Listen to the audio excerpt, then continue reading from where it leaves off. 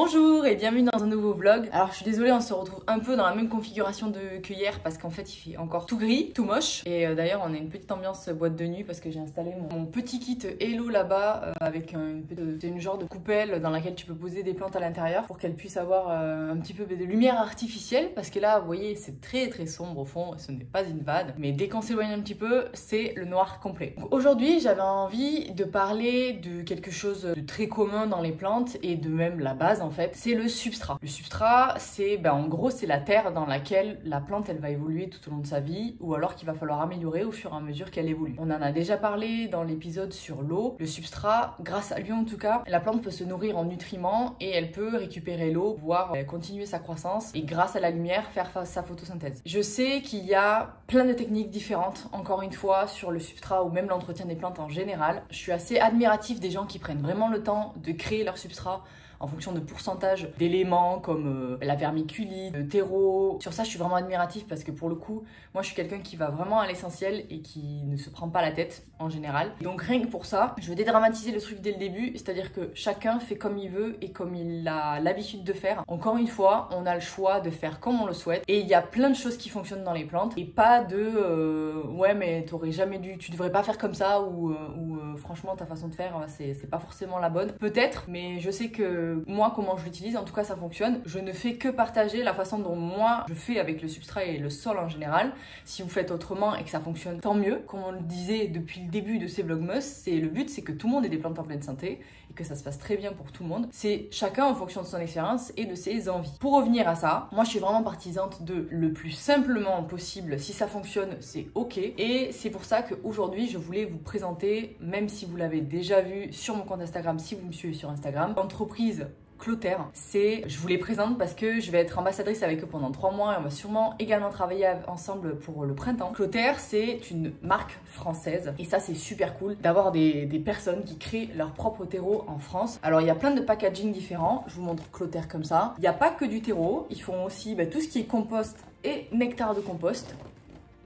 Voilà, donc c'est du compost qui est créé en Corrèze. En gros, c'est une entreprise familiale et c'est super intéressant de finir le processus en fait d'économie et d'utilisation en fait des matières pour aller jusqu'à la création de leur propre terreau. Et il y a plein de déclinaisons, c'est-à-dire qu'ils ont adapté un petit peu tous les substrats en fonction des besoins des plantes. C'est-à-dire que tu peux avoir... Nous, ce qu'on va utiliser, c'est du terreau universel, ce que j'utilise en général, ou du terreau pour plantes d'intérieur.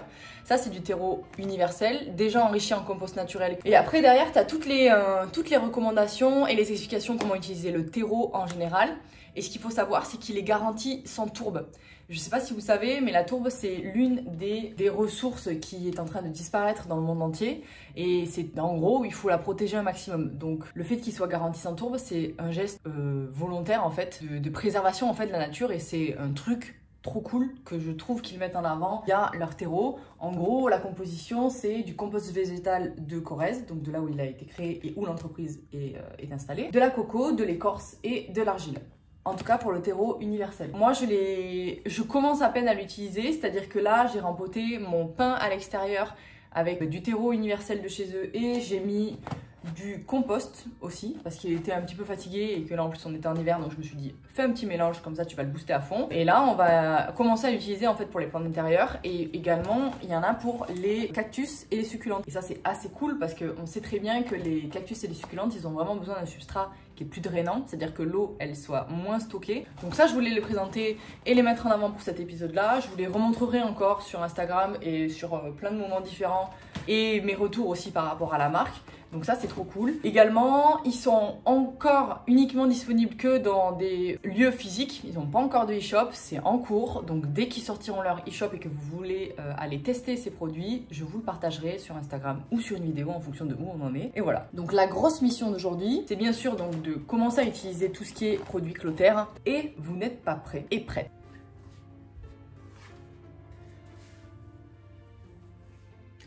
On va sortir cette petite fougère. Dans cet épisode, on va rempoter cette plante-là avec les terreaux Clotaire. Et dans l'épisode de demain, dont je ne vous spoile pas encore le mot, mais vous me verrez, je serai habillée exactement de la même manière parce que je vais le faire aujourd'hui. Sinon, je vais jamais continuer. On va re-remplir cette petite boule une fois que je l'aurai nettoyée. Donc là, la mission, c'est d'abord retirer ma fougère crocodile de là-dedans. Et je pense que ça va être une épreuve parce que clairement, elle est accrochée comme jamais. Pour ceux qui ont des questions par rapport à cette petite bulle, c'est la marque Bjorb. Et ces créateurs-là, ils font aussi des bulles pour aquarium, voilà. Et en fait, c'est des petites bulles, c'est des écosystèmes en fait, dans lesquels tu as une espèce de pompe ici qui humidifie la plante à peu près suivant les besoins. C'est toi qui choisis la fréquence. Et du coup, à l'intérieur, c'est tout chaud, il y a un ventilateur, il y a un petit peu d'humidité. Donc, il me l'avait offert en cadeau. Je sais que c'est assez cher, c'est très onéreux. Je savais pas trop pourquoi il m'avait sélectionné. Et pour le coup, au vu de l'utilisation qu'aujourd'hui je vais en faire, je suis assez contente parce que je vais pouvoir essayer plein de trucs avec ça. Pour ceux qui se demandent un peu pourquoi je m'y attelle que maintenant, c'est parce qu'en fait, j'ai eu, vous savez, toute cette époque avec les trips et j'en avais eu à l'intérieur et j'ai un peu galéré à traiter. Ça m'a démotivée, du coup, je l'ai arrêté. J'ai laissé ouvert pour que la plante elle puisse quand même continuer de pousser. Et pour autant, elle a vraiment été très abîmée, surtout celle-là. Les autres, elles sont mortes dedans.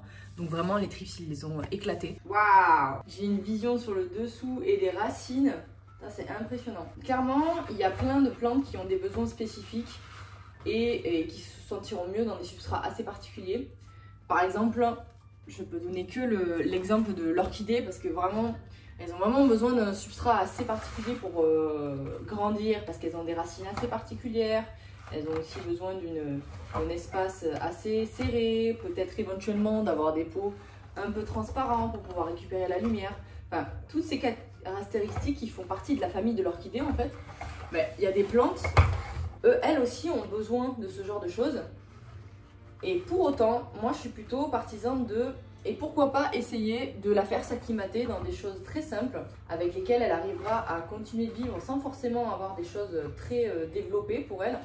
Par exemple, la différence, c'est que j'aurais plutôt tendance à faire un effort sur les plantes qui font des fleurs ou qui font des fruits. Par exemple, vraiment mon cerisier.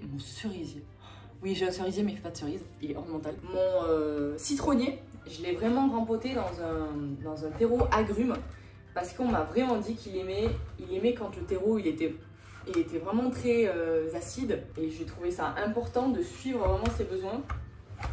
Alors que pour d'autres plantes, je sais que un rien peut suffire en fait.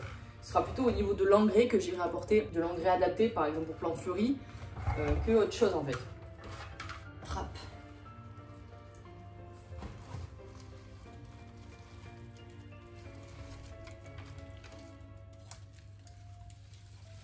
J'ai envie de dire, si j'arrive à sauver ça, c'est qu'il y avait un miracle quoi. Voilà, et après au niveau substrat, c'est très simple. Un fond de billes d'argile dans le pot, du moins moi c'est ce que je fais, toujours pareil. Vous faites comme vous voulez, comme vous sentez, comme vous avez l'habitude de faire. Souvent le substrat on le fait aussi en fonction de l'entretien qu'on apporte à ces plantes. C'est-à-dire que plus il est drainant, plus il va falloir arroser souvent. Et après ça dépend des besoins de la plante. Moins il est, plus il va garder l'eau, plus vous allez avoir tendance à moins arroser. Vraiment, je trouve que le substrat, c'est en fonction de chaque personne et de ses habitudes d'entretien. Et là, est-ce que j'ai coupé assez bas? Oui, j'ai coupé assez bas. Alors, ce qui est super cool, c'est que du coup, il est vraiment très très léger le substrat. Donc, je mets juste un fond, voir la taille des racines. Et bien, j'ai posé ma plante et là, je vais venir rajouter à la main, voilà, mon champ de guerre. J'ai placé ma plante et je vais venir rajouter tout doucement autour le substrat. Moi j'ai plutôt tendance à assez tasser parce que sinon souvent c'est l'eau qui le fait quand tu arroses, mais en fait t'as vite ton substrat qui réduit très très vite et t'es obligé d'en rajouter alors que t'as déjà rempoté il y a 3 semaines, tu vois. Moi j'aime bien le faire moi-même, comme ça je tasse bien. Je sais qu'il y a le bon, entre guillemets, la bonne quantité de terreau. C'est pas évident à savoir, en général tu le sais pas. Hein. Pas, c'est en fonction de comment la plante elle s'accroche au substrat et elle récupère l'eau du substrat. En attendant, toutes les racines sont remises en terre. Je vais arroser correctement et j'espère que ça va repartir. Juste pour vous montrer, je l'ai placé juste ici, à côté de la cousine. Comme ça va peut-être la motiver à repartir. Merci d'avoir regardé ce vlog et puis je vous dis à demain dans exactement la même tenue avec la petite bulle et un autre épisode de ce Vlogmas. À demain, merci!